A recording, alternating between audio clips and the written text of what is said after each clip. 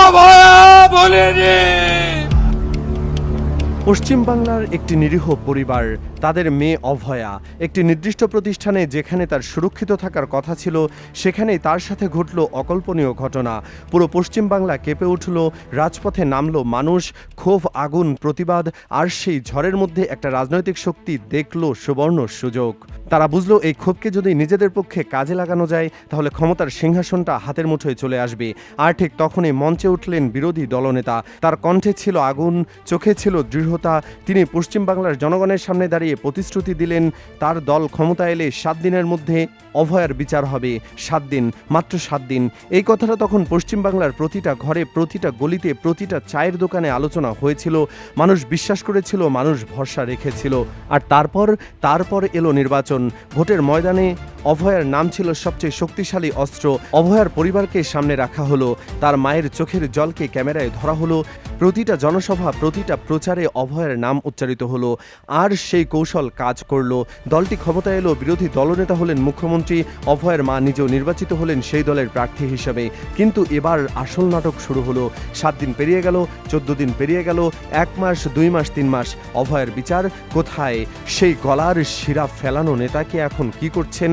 উনি এখন স্মরণসভা পালন করছেন, মঞ্চ বেঁধেছেন, মাইক হাতে নিয়ে আবার চিৎকার করছেন, ভুলিনি, কমিটেড। কিন্তু বাস্তবে কি হয়েছে একটু ভেবে দেখুন তো। এই দলের হাতে তখন সিবিআই আছে, ইডি আছে, ইনকাম ট্যাক্স বিভাগ আছে, পুলিশ প্রশাসন সরাসরি তাদের নিয়ন্ত্রণে। আগে যখন বিরোধী দলে ছিলেন তখন অভিযোগ ছিল পুলিশ সরকারের পক্ষে কাজ করছে, তদন্তে বাধা দিচ্ছে।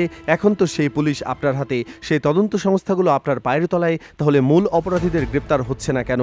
3 মাসেও কেন একটা দৃশ্যমান পদক্ষেপ নেই?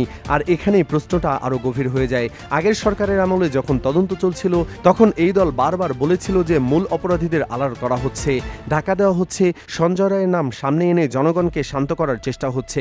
কিন্তু আসল খেলোয়াড়েরা পেছনে রয়ে গেছে। চমৎকার, কিন্তু এখন তো আপনি ক্ষমতায়, এখন তো সেই পেছনের খেলোয়াড়দের টেনে আনার সমস্ত ক্ষমতা আপনার হাতে। তাহলে কেন সেই রহস্যের পর্দা এখনো উন্মোচিত হচ্ছে না? নাকি এই রহস্য আসলে রহস্যই থেকে যাওয়ার কথা, নাকি এটাই ছিল পরিকল্পনা? এখন একটু অভয়ার মায়ের দিকে তাকানো যাক। তিনি নির্বাচিত জনপ্রতিনিধি, তিনি সেই দলের টিকিটে জিতেছেন। তিনি জানেন 7 দিনের প্রতিশ্রুতি 3 মাসেও পূরণ হয়নি। তিনি জানেন যে তার নেতা কন্যার বিচারের শপথ নিয়েছিলেন, কিন্তু এখনও শুধু মঞ্চে দাঁড়িয়ে কমিটেড বলে যাচ্ছেন। কিন্তু তারপরেও তিনি চুপ, তারপরেও তিনি সেই মঞ্চে বসে আছেন সেই নেতার পাশেই। কেন? এই প্রশ্নটাই আসলে সবচেয়ে কষ্টের। একজন মা যার সন্তানের ন্যায় বিচার হয়নি, তিনি যদি সত্যি বিচার চান তাহলে 3 মাস পরে যখন দেখছেন প্রতিশ্রুতি রক্ষা হচ্ছে না, তখন কি তার উচিত ছিল না সেই দলের পদ থেকে পদত্যাগ করা, রাজপথে নেমে আসা, জনগণের কাছে সত্যিটা বলা? নাকি একটা বিধায়কের মাসিক ভাতা, একটা গাড়ি, একটা পদমর্যাদা, এগুলো তার কাছে নিজের সন্তানের বিচারের চেয়ে বেশি গুরুত্বপূর্ণ? এটা শুনতে কঠোর লাগতে পারে, কিন্তু বাস্তবতা কঠোরই হয়। পশ্চিমবাংলায় ঠিক এই মুহূর্তে আরেকটা আন্দোলন চলছে, চাকরিচ্যুত শিক্ষকদের আন্দোলন। এই নেতা তাদেরকেও প্রতিশ্রুতি দিয়েছিলেন, মাথায় হাত রেখে বলেছিলেন ক্ষমতা এলে 1 মাসের মধ্যে চাকরি ফিরিয়ে দেবেন, ওএমআর শিটের ভিত্তিতে পুনর্বিবেচনা করা হবে। এখন 3 মাস পেরিয়ে গেছে, সেই শিক্ষকদের কি হয়েছে? তারা আবার রাস্তায় নেমেছে, আবার আন্দোলন শুরু করেছে। আর যে নেতা তাদের পাশে দাঁড়িয়েছিলেন সেই নেতার পুলিশ এখন তাদের গ্রেপ্তার করছে। একটু থামুন, এই তথ্যটা হজম করুন। যে নেতা বিরোধী দলে থাকাকালীন পুলিশ নিপীড়নের বিরুদ্ধে গর্জে ওঠেন, আজ সেই একই নেতার পুলিশ সেই একই মানুষদের ওপর লাঠিচার্জ করেছে যাদের পাশে তিনি দাঁড়িয়েছিলেন। এটাকে কি বলবেন, রাজনীতি নাকি প্রতারণা? কিন্তু গল্পের সবচেয়ে অন্ধকার অধ্যায়টা এখনও বাকি। এই দলটি ক্ষমতায় আসার পর পশ্চিমবাংলায় অভয়ার মতো ঘটনা থামেনি, বরং সংখ্যাটা আরও ভয়ঙ্কর। জানা যাচ্ছে নতুন সরকার গঠনের পর এই ধরনের 17টিরও বেশি ঘটনা ঘটেছে। 17টি। প্রতিটি ঘটনা অভয়ার মতো নৃশংস, প্রতিটি ঘটনায় একটি করে জীবন ধ্বংস হয়ে গেছে। কিন্তু সে মা যিনি নিজের কন্যার জন্য বিচার চান, তিনি এই 17টি ঘটনার কোনোটিতেই মুখ খুলেননি, একবারের জন্য প্রতিবাদ করেনি। উল্টো যখন প্রশ্ন করা হয়েছে তিনি বলেছেন আমার মেয়ের ঘটনার সঙ্গে এগুলো তুলনা চলে না। ভাবুন একবার, একজন মা যিনি নিজে একটা ভয়াবহ অভিজ্ঞতার মধ্য দিয়ে গেছেন, তিনি যখন অন্য মায়ের কষ্টকে অস্বীকার করেন তখন প্রশ্ন ওঠে তিনি কি সত্যিই বিচার চান, নাকি তিনি শুধু একটি রাজনৈতিক ব্র্যান্ডের অংশ হয়ে গেছেন। এবার একটু বড় পরিসরে দেখা যাক। এই দলটি জাতীয় পর্যায়ে নারী নিরাপত্তার কথা বলে, মঞ্চে দাঁড়িয়ে বেটি বাঁচাও স্লোগান দেয়। কিন্তু এই একই দল বিলকিস বানু মামলায় দোষীদের বিষয়ে সুপারিশের জেলমুক্ত করেছিল, গলায় ফুলের মালা পরিয়ে বরণ করেছিল। এই একই দলের ছত্রছায়ায় একজন কুস্তি ফেডারেশনের প্রধান যার বিরুদ্ধে মহিলা কুস্তিগিররা যৌন নিপীড়নের অভিযোগ এনেছিল তাকে রক্ষা করার সর্বাত্মক চেষ্টা করা হয়েছিল। জামিনে বের হওয়ার পর উল্লাসমুখর অভ্যর্থনা দেওয়া হয়েছিল। এটাই সেই দল যার কাছে অভয়রার মা বিচার চাইতে গেছেন, আর এখন সেই দলের পাশে দাঁড়িয়ে আছেন নির্বিচারে। ধর্মীয় নেতাদের কথা ধরুন, এমন ধর্মীয় নেতা যাদের বিরুদ্ধে ধর্ষণের অভিযোগ প্রমাণিত হয়েছে, আদালতে সাজা দিয়েছে, তাদের বারবার প্যারোলে মুক্তির ব্যবস্থা করা হচ্ছে এই দলের সরকারের আমলে। এমনকি শোনা যাচ্ছে কাউকে কাউকে সম্পূর্ণ মুক্ত করার চেষ্টাও ইতিমধ্যে হয়ে গেছে। এই তথ্যগুলো যখন পাশাপাশি রাখবেন তখন একটা ছবি পরিষ্কার হয়ে যায়, এটা বিচারের লড়াই না, এটা ক্ষমতার খেলা। অভয়রার নাম এখানে একটা হাতিয়ার ছাড়া আর কিছুই না। এদিকে পশ্চিমবাংলায় আরেকটা বিতর্ক মাথাচাড়া দিয়ে উঠেছে। একজন ধর্মীয় নেতা যিনি এই দলের সমর্থক হিসেবে পরিচিত, তিনি এমন কিছু মন্তব্য করেছেন যা একটি বৃহৎ জনগোষ্ঠীকে আঘাত করেছে। ইতিহাসকে বিকৃত করা হচ্ছে, স্বাধীনতা সংগ্রামের মহানায়কদের নিয়ে বিতর্কিত মন্তব্য করা হচ্ছে, কিন্তু দলটি এই বিষয়ে সম্পূর্ণ নীরব।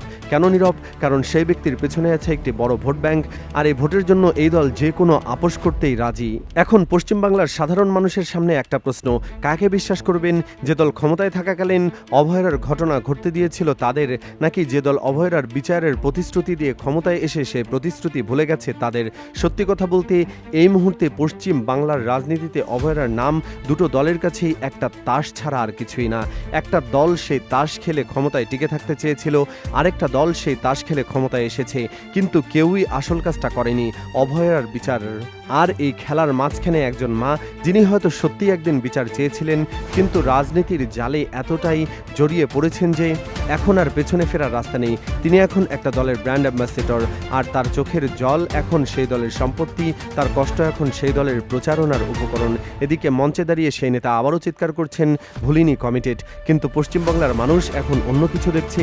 তারা দেখছে সেই চাকরিহারা শিক্ষকদের, যাদের একই নেতা একই প্রতিশ্রুতি দিয়েছিলেন এবং একইভাবে ভুলে গেছেন। তারা দেখছে সেই 17টি ঘটনা যেগুলোর কোনো বিচার হয়নি, কোনো প্রতিবাদ হয়নি। তারা বুঝে যাচ্ছে এই কমিটেড শব্দটা আসলে একটা স্লোগান, একটা রাজনৈতিক হাতিয়ার, আর কিছুই নয়। আর তাই পশ্চিমবাংলার সেই চাকরিহারা শিক্ষকরা যেভাবে রাজপথে নেমেছেন, যেভাবে প্রতিবাদ করছেন, যেভাবে দেয়ালে পিঠ থেকে গিয়ে ঘুরে দাঁড়িয়েছেন, সেটাই হয়তো সত্যিকারের আন্দোলনের পথ। দলীয় মঞ্চে বসে কমিটেড শোনা, রাজপথে নেমে নিজের অধিকার আদায় করা, নিজের সবচেয়ে বড় প্রশ্নটা থেকেই যাচ্ছে, অভয়ার বিচার কি আদৌ হবে, নাকি অভয়ের নাম প্রতি বছর 8 তারিখে একটা স্মরণসভার বিষয় হয়ে থাকবে? 5 বছর পরে আবার একটা নতুন দল আসবে, আবার যখন নতুন প্রতিশ্রুতি দেবে, আবার অভয়ের মায়ের চোখের জল দেখিয়ে ভোট চাইবে। এই চক্রটা কি কোনোদিন ভাঙবে? আপনি কি মনে করেন কোনো রাজনৈতিক দলই আসলে অভয়ার বিচার চায়, নাকি সবাই চায় এই বিচারটা ঝুলে থাকুক, যেন প্রতি নির্বাচনে এটাকে অস্ত্র হিসেবে ব্যবহার করা যায়? কমেন্টে আপনার মতামত জানান, কারণ এই প্রশ্নের উত্তর শুধু রাজনীতিবিদদের দেওয়ার না, এই উত্তর দিতে হবে আপনাকে, আমাকে, পশ্চিমবাংলার প্রতিটি সচেতন নাগরিককে। কারণ যতদিন আমরা চুপ থাকবো ততদিন মঞ্চের ওপর দাঁড়িয়ে কেউ না কেউ চিৎকার করতেই থাকবে, কমিটেড, আর অভয়ার বিচার হবে না, কখনোই না।